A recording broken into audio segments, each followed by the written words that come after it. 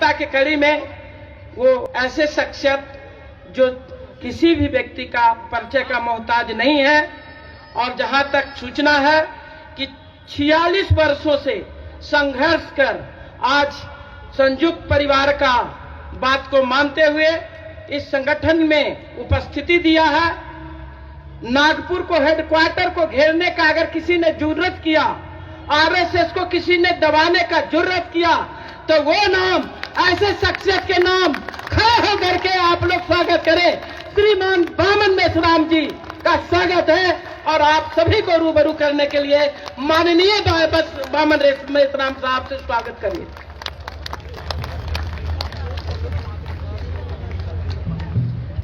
साथियों,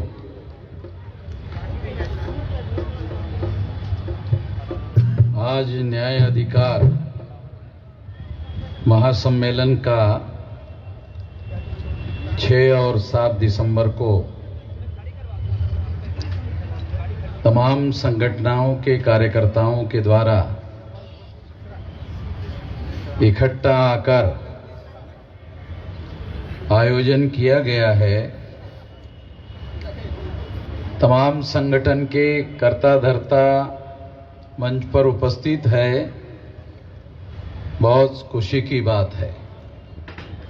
सभी लोगों को इस बात से खुशी होनी चाहिए कि जो लोग अलग अलग संगठन बनाकर समाज में लड़ाई लड़ रहे हैं, वो लोग सारे के सारे इकट्ठा होकर न्याय का अधिकार हासिल करने के लिए यहां मंच पर उपस्थित है। साथियों, मैं बहुत लंबी बात कहने के लिए आपके बीच में नहीं आया हूं। मैं 2-3 बातें ही आप लोगों के बीच में कहना चाहूंगा। तमाम बुद्धिमान लोगों ने और बहुत अनुभवी लोगों ने आप लोगों के सामने बहुत सारी बातें कही। मैं केवल 2-3 बातें ही आप लोगों के सामने रखना चाहता हूं। सबसे पहले तो हम लोगों को ये समझना बहुत जरूरी है कि इस देश में आजादी के नाम पर जो आंदोलन चलाया गया, आजादी का अमृत महोत्सव इस देश में मनाया जा रहा है और हमारी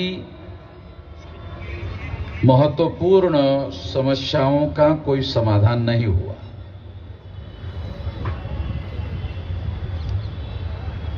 देश को चलाने वाले जो लोग हैं वो अमृत महोत्सव मना रहे हैं,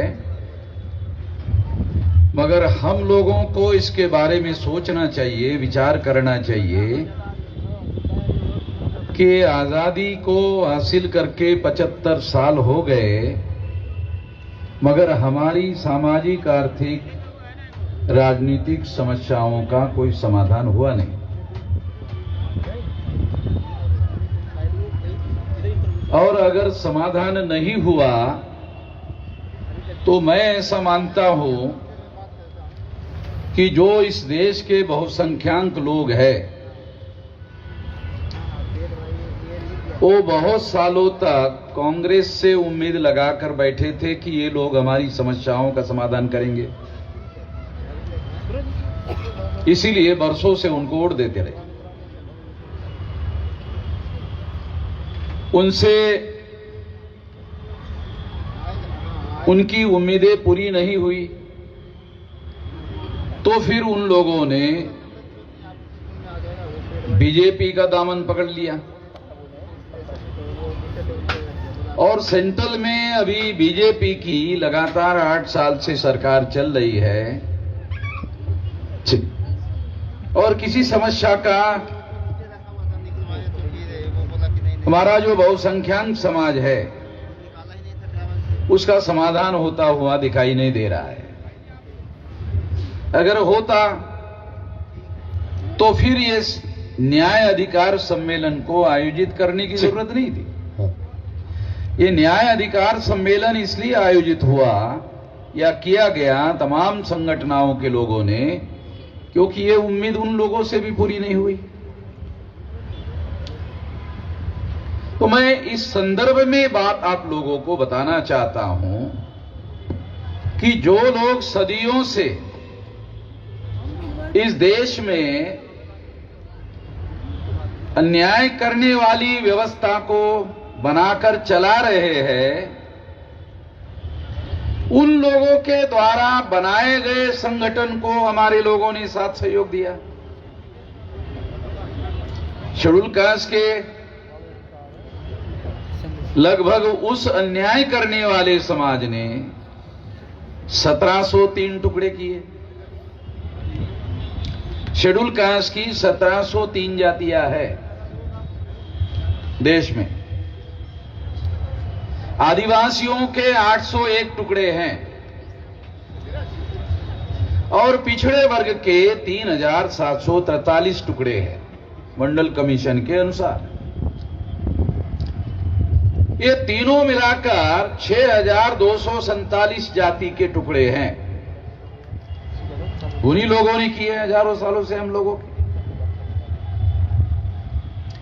जिन लोगों ने हमारे 6247 टुकड़े किए, उन्हीं लोगों से हम लोगों ने उम्मीदें पाली थी कि ये लोग हमारी समस्याओं का समाधान करेंगे, और इसीलिए हमारे लोगों ने कांग्रेस का साथ दिया। फिर वही लोग बीजेपी का साथ देते रहे, उनसे भी उम्मीद पूरी नहीं हुई। अन्याय करने वाले समाज ने एक पिछड़े वर्ग के आदमी को, एक ओबीसी के आदमी को, नरेंद्र मोदी को प्रधानमंत्री के तौर पर नॉमिनेट किया। मैं नहीं मानता कि नरेंद्र मोदी रियल रिप्रेजेंटेटिव है। ये हमारे समाज का रियल रिप्रेजेंटेटिव नहीं है। ये आरएसएस के ब्राह्मणों के द्वारा नॉमिनेटेड है। तो हमारे बहुत सारे पढ़े लिखे लोगों को, मैं अनपढ़ों को नहीं कह रहा हूं, कि अभी तक नॉमिनेटेड रिप्रेजेंटेशन भी समझ में नहीं आता। पढ़े लिखे लोगों को समझ में नहीं आता नॉमिनेटेड रिप्रेजेंटेशन क्या है। जो लड़ाई बाबा साहब अम्बेडकर ने 1932 में रियल रिप्रेजेंटेशन और नॉमिनेटेड रिप्रेजेंटेशन के बीच में, गांधी जी के बीच में और बाबा साहब अम्बेडकर के बीच में लड़ाई हुई।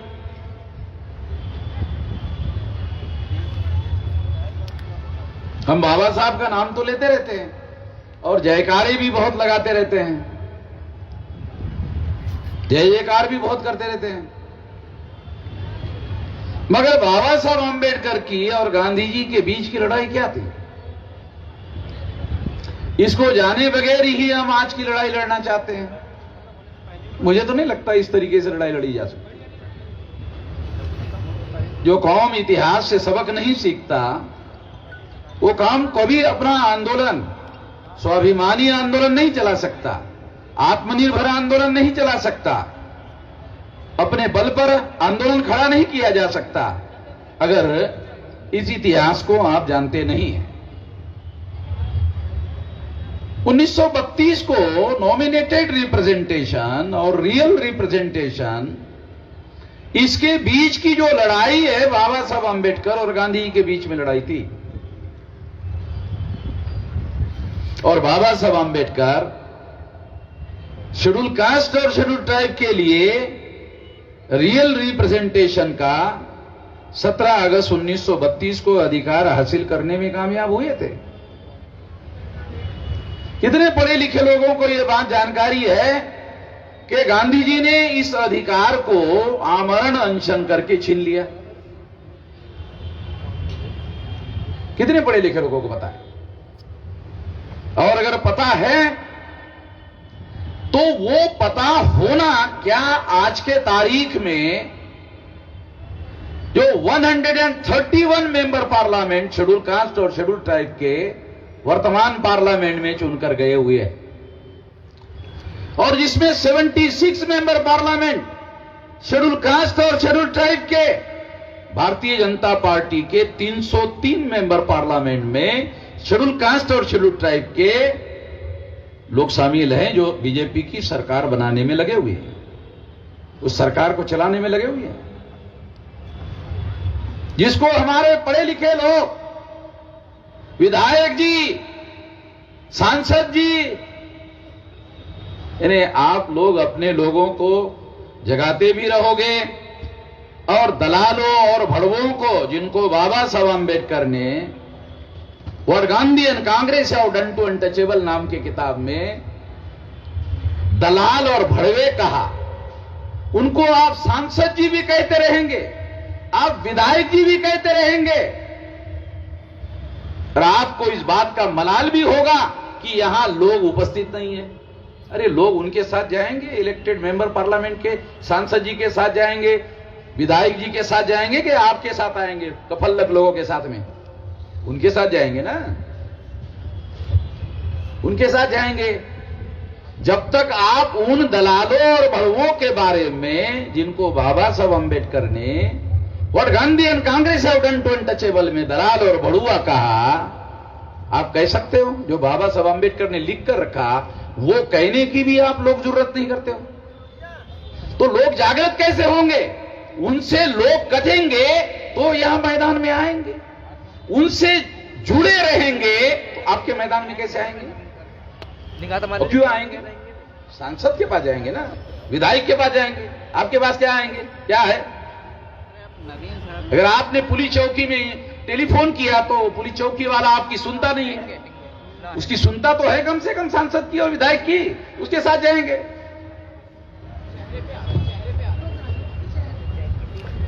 तो आपको ये इतिहास लोगों को बताना पड़ेगा।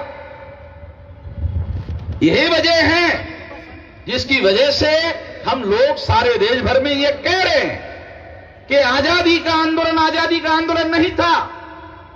यदि आजादी के आंदोलन का नायक हमारे लोगों को आने वाले आजादी में और आने वाले लोकतंत्र में रियल रिप्रेजेंटेशन का अधिकार देने के लिए तैयार नहीं है, उसके विरोध में आमरण अनशन करने के लिए तैयार है, उसको आप लोगों ने आजादी के आंदोलन का नायक माना।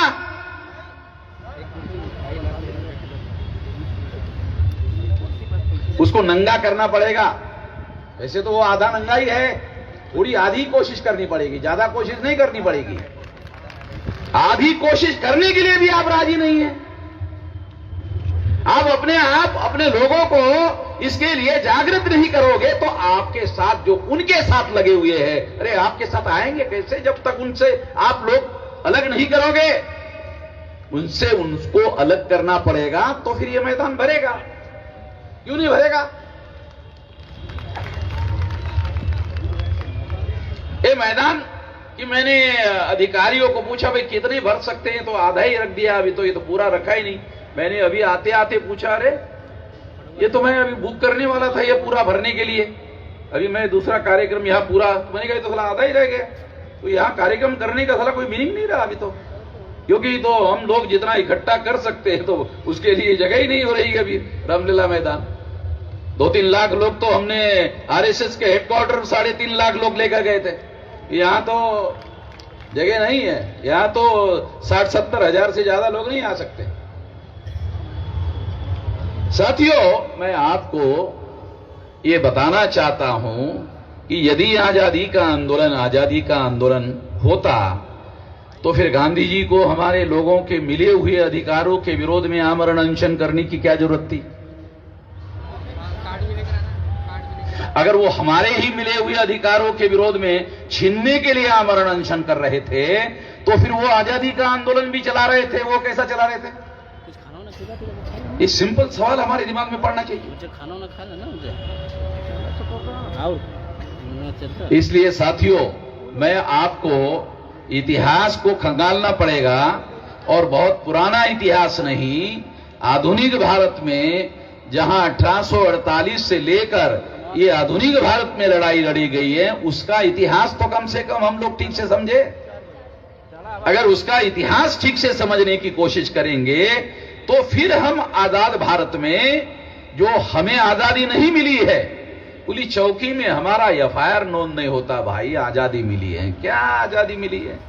हमारे लोगों को आदिवासी इलाके में 500 आदिवासियों को एफआईआर नोंद करने के लिए जाना पड़ता है, जो सुप्रीम कोर्ट कहता है कि यह संवैधानिक अधिकार है, एफआईआर संवैधानिक अधिकार है। तो एक आदमी पुलिस चौकी में जाकर नोंद कर ले तो नोंद होना चाहिए, नहीं होती। काहे की आजादी है? इसको आजादी कहा जा सकता है?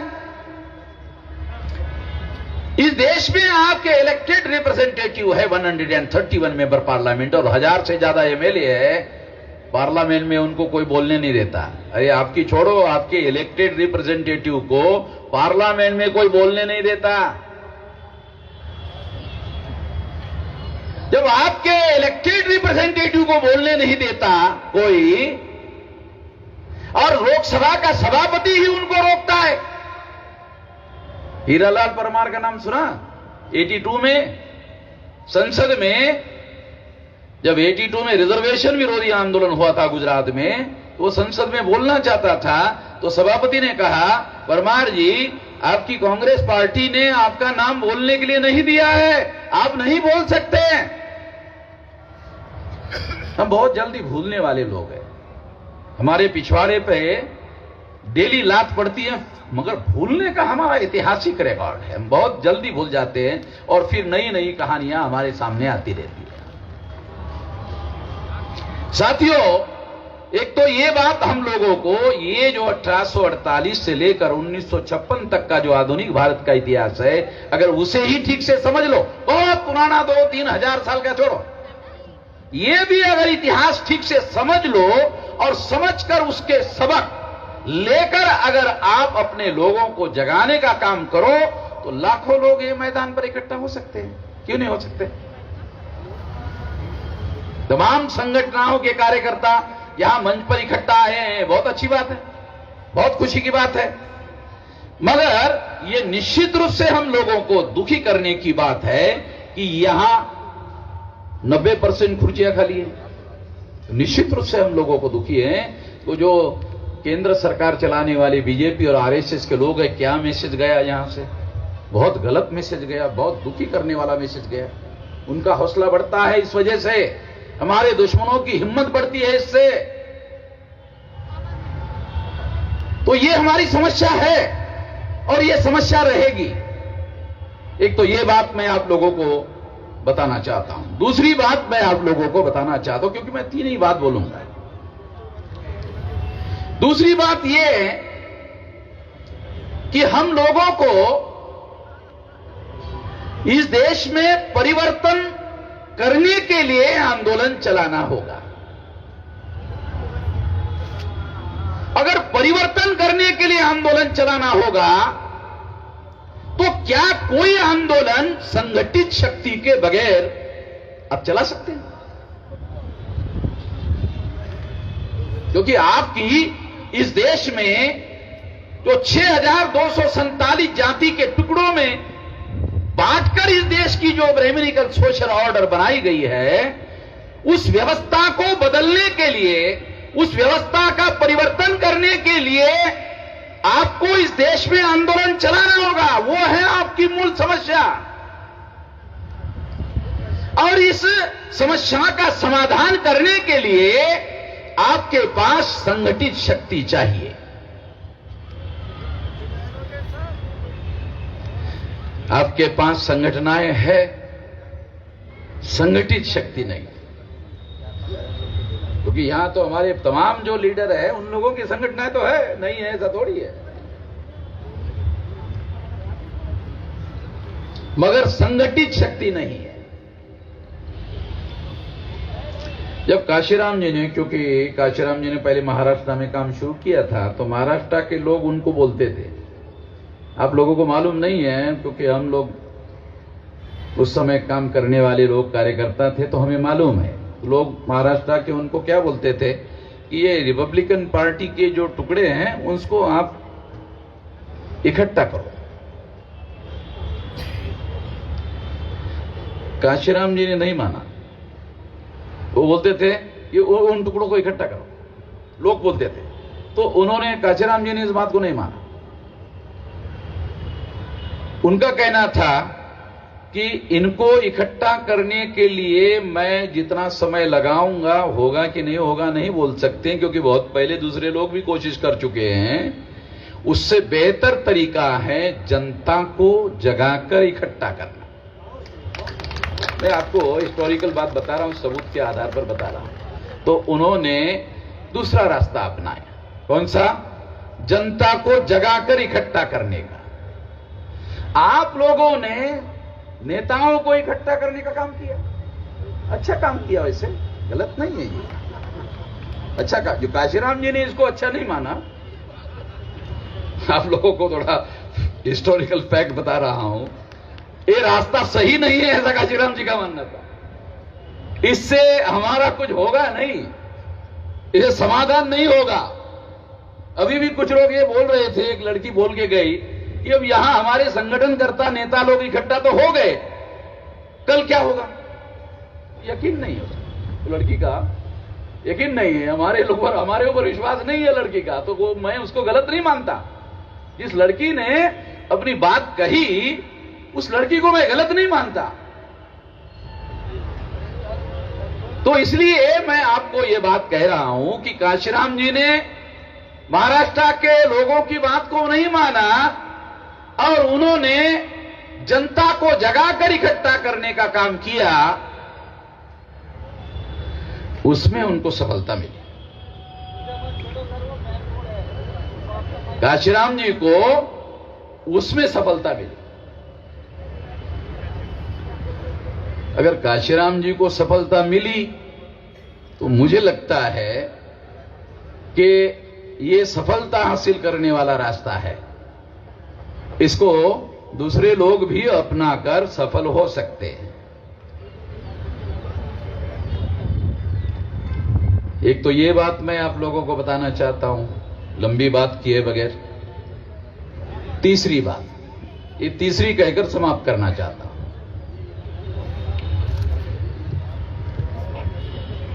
यही रास्ता जो काशीराम जी कहते थे या वो करते थे, हम लोग वही कर रहे हैं। हम लोग वही कर रहे हैं और आज 31 राज्यों में, 567 जिलों में और 4000 से ज्यादा तहसीलों में और 1.5 लाख से ज्यादा गांवों में, 22,000 से ज्यादा ब्लॉक में हमारा संगठन फैला हुआ है, जिसके लिए मैं 18 साल 3-4 महीने की मेरी उम्र थी, तब से लगा हुआ हूं। अभी मेरी 65 साल की उम्र पूरी हो गई है। तो इसमें हमने इतना लंबा समय, लगभग 5 दशक संगठन निर्माण करने के लिए लगाया।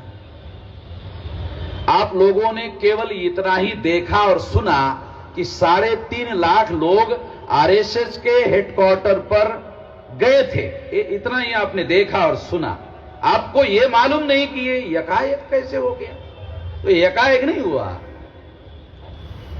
इसके पीछे 5 दशक की लंबी जद्दोजहद है और इतना बड़ा संगठित शक्ति का निर्माण हम लोगों ने किया, जो काशीराम जी ने रास्ता बताया। और बाबा साहब आंबेडकर का जय जयकार किए बगैर, क्योंकि हम लोग जय जयकार बहुत ज्यादा करते हैं और जय भीम जो है बहुत, आजकल तो जय भीम जो है ज्यादा जोर से बोलने का भी एक नया रिवाज आ गया है। मतलब धीरे से बोलने के बजाय ज्यादा जोर से। एक दूसरा एक नया रिवाज आ गया, कौन सा? जय जय जय जय जय जय जय जय जय भीम। ये भी एक नया रिवाज आया।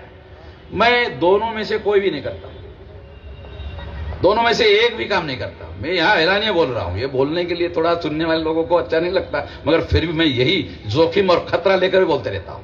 क्यों? क्योंकि मैं एक कैडर बेस्ड ऑर्गेनाइजेशन बनाता हूं, चलाता हूं और हमारे समाज को अगर आप बदलने का काम करना चाहते हो तो केवल मात्र एक विकल्प है कि आपको अपने समाज को संगठित करने के लिए केडर बेस ऑर्गेनाइजेशन बनाना पड़ेगा। आप आरएसएस के विरोध में बोलते रहते हो, भाषण देते रहते हो, उनको कोई फर्क नहीं पड़ता। क्यों? तो केडर बेस ऑर्गेनाइजेशन है, कम्युनिस्टों का केडर बेस ऑर्गेनाइजेशन है, तो आरएसएस पर कोई असर नहीं पड़ता।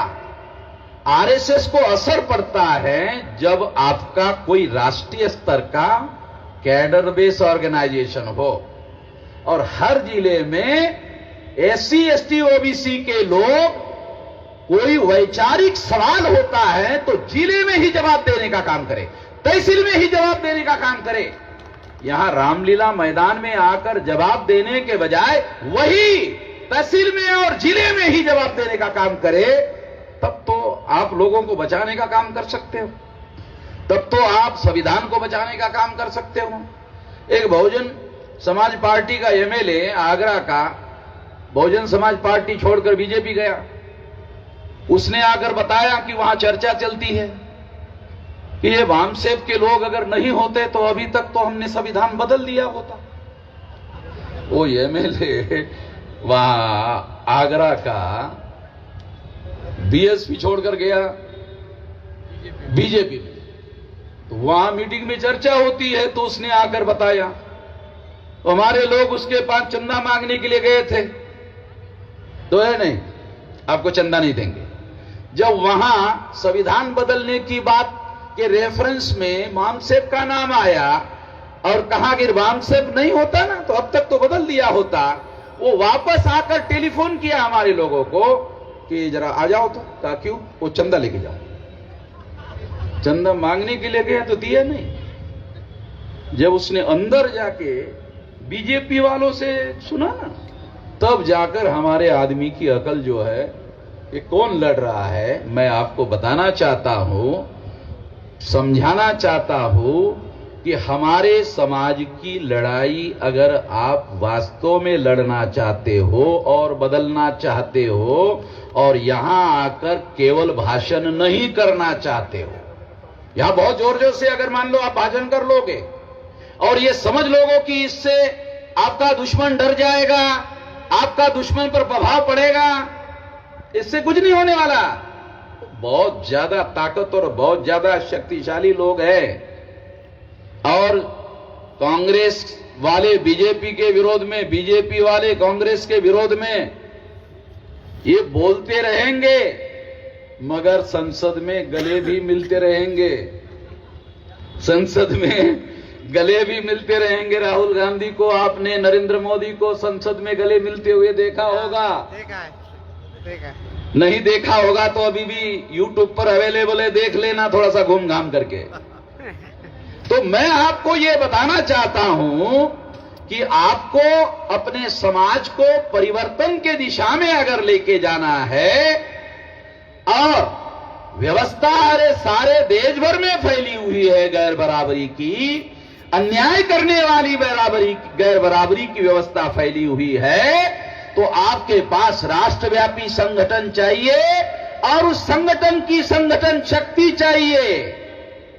उसके आधार पर आप बदलाव का, उसके आधार पर आप परिवर्तन का काम कर सकते हो। यहां भाषण करके बदलाव हो जाएगा, मुझे नहीं लगता कि ऐसा हो सकता है। मुझे इस पर यकीन नहीं है, मुझे इस पर विश्वास नहीं है। भाषण करना गलत है ये नहीं कह रहा हूं, भाषण करना गलत है ये नहीं कह रहा हूं, तो आप लोगों का मिसअंडरस्टैंडिंग हो जाएगा कि भाषण करना ही गलत। नहीं, मैं ये नहीं कह रहा हूं, मैं कह रहा हूं संगठन शक्ति के बगैर भाषण करना, इसका कोई रिजल्ट नहीं निकलेगा। आपके पास संगठन शक्ति चाहिए, फिर उन लोगों के सामने अगर कोई वैचारिक एजेंडा आप रखते हो तो वो लोग गांव गांव तक लेके जाएंगे। अगर ऐसा आपके पास संगठन शक्ति नहीं है तो लोग यहां सुनेंगे और फिर अपने अपने घर चले जाएंगे। वो लोग प्रचारक बनने चाहिए आपके विचारधारा के, और वो गांव गांव में बात को फैलाने वाले होने चाहिए, तब तो ये काम आगे बढ़ सकता है। ऐसा करना होगा। ये तीसरी बात मैं आप लोगों को कह रहा हूं। और मैंने आपको वादा किया था कि 3 ही बात कहूंगा, तो 3 कह दिया और मेरी बात खत्म हो गई और ज्यादा मैं लंबा नहीं गया। धन्यवाद।